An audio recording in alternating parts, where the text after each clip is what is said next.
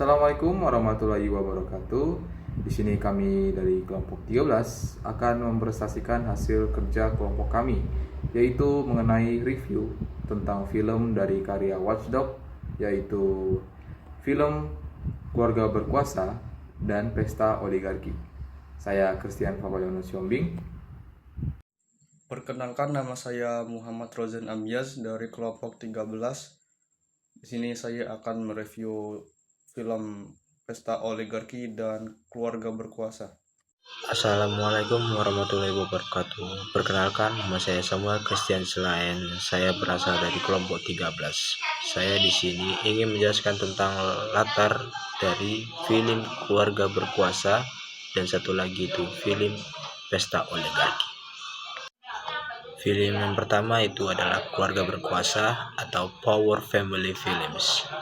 Film-film yang berlatar keluarga berkuasa berfokus pada dinamika internal klan yang sangat kaya, berpengaruh, dan seringkali memiliki warisan bisnis atau politik yang besar. Latar utama dari genre ini adalah kemewahan yang tak terbayangkan, mulai dari rumah besar, pedesaan, perkebunan luas, kantor pusat, perusahaan yang megah di pusat kota, hingga jet pribadi dan kapal pesiar. Namun, di balik fasad kemewahan ini, latar tersebut berfungsi sebagai panggung untuk drama berisiko tinggi mengenai suksesi, pengkhianatan, dan perebutan kontrol atas kekayaan dan kekuasaan keluarga. Latar belakang cerita selalu diselingi dengan bayangan sejarah keluarga dan kekuatan institusional yang mereka pegang, yang seringkali digambarkan secara visual melalui seni rupa yang mahal, arsitektur klasik, dan pakaian desainer. Hal ini menekankan bahwa kekayaan mereka bukan hanya materi, tapi juga mencakup pengaruh yang mengakar dalam sistem.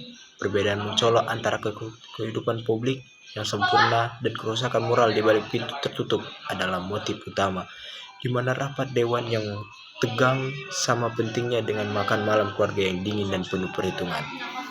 Secara tematik, latar film-film ini mengeksposisi bagaimana kekuasaan merusak hubungan dan bagaimana tanggung jawab menjaga warisan keluarga dapat menghancurkan individu. Latar film Keluarga Berkuasa menciptakan sebuah sangkar emas penuh dengan privilege, tetapi membatasi kebebasan dan kebahagiaan sejati. Konflik utamanya seringkali muncul dari generasi muda yang mencoba keluar dari bayang-bayang pendahulu mereka atau anggota keluarga yang berkomplot untuk menggulingkan patriark atau matriark, dengan latar belakang yang selalu mengingatkan penonton akan taruhan finansial dan kekuatan yang terbatas yang mereka pertaruhkan. Review yang saya dapatkan dari film Pesta Oligarki, hal yang pertama kali saya soroti adalah Ketua MK yang mengubah usia minimal cawapres yang tadinya 40 tahun menjadi di bawah 40 tahun. Yang mengubahnya itu sendiri adalah adik ipar Jokowi selaku Ketua MK di masa itu.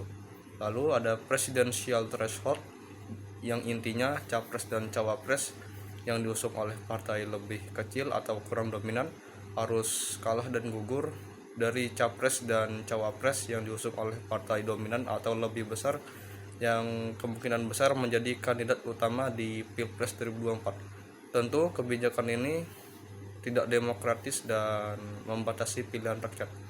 Lalu review yang saya dapatkan dari Keluarga Berkuasa adalah saya menyoroti gugatan yang dikabulkan tentang penghapusan pasal 7 Undang-Undang huruf R UU Pilkada 2015 tentang keluarga petahana yang tidak boleh atau dilarang menjabat dihapus. Dan ini awal mula maraknya politik dinasti di Indonesia.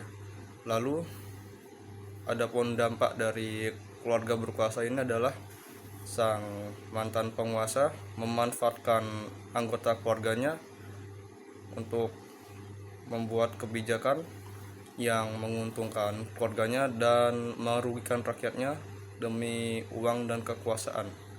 Sekian, itu saja yang bisa saya review. Terima kasih. Dan untuk dari kelompok atau opini kami sendiri, film Keluarga Berkuasa karya Watchdog ini menunjukkan bagaimana politisi dinasti itu dicabut, tepatnya pada 2015, yang menunjukkan bahwa kekuasaan semakin mudah diwariskan dalam keluarga sehingga merusak kompetisi demokratis itu sendiri. melalui di contoh wilayah Bakan dan Mamuju Tengah. Film ini menampilkan bagaimana rakyat kecil terpinggirkan karena kekuasaan berputar di lingkaran elit saja. Dokumenter ini menegaskan bahwa politik dinasti adalah masalah struktural yang mengancam kesetaraan dan menjadi peringatan agar masyarakat lebih kritis dalam memilih pemimpin mereka. Berikutnya, Pesta Oligarki dengan karya yang sama yaitu Watchdog menunjukkan bahwa bagaimana hasil pemilu atau yang disebut pesta demokrasi telah bergeser menjadi ajang para oligarki, mengendalikan politik demi kepentingan bisnis, bahkan menampilkan kemiripan dengan pola di era Orde Baru. Dokumenter ini menjadi peringatan bahwa demokrasi tidak cukup hanya dilakukan atau bersifat prosedural, tetapi harus benar-benar berpihak pada rakyat. Dari dua film tersebut, yaitu film Keluarga Berkuasa dan Pesta Oligarki, kami tarik menjadi kesimpulan utama yang dimana keduanya itu saling bersangkutan dalam menghasilkan atau menyampaikan pesannya, yang dimana di sistem demokrasi tidak boleh hanya menjadi sistem prosedural, melainkan harus menjadi sistem yang berpihak kuat kepada rakyatnya. Sekian hasil presentasi dari kelompok kami. Kami minta maaf jika ada salah kata. Saya tutup dengan wassalamualaikum warahmatullahi wabarakatuh.